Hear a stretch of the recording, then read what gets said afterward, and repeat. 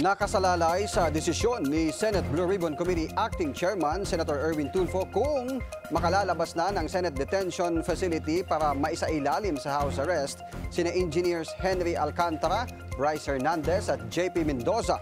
Sabi ni Senate President Vicente Soto III na magdidesisyonan o madidesisyonan lang ang hiling ng tatlong DPWH engineer kapag nakabalik na sa bansa si Senator Tulfo mula sa dinaluhang pulong sa ibang bansa. Unang kinumpirma ni SP Soto na lumiham ang tatlo para ma-house arrest sila sa halip na patuloy na nakakulong sa pasilidad ng Senado. Wala namang ganitong kahilingan ang kontraktor na si Pacifico Curly Discaya na may pending na petition for writ of habeas corpus sa Pasay City Regional Trial Court.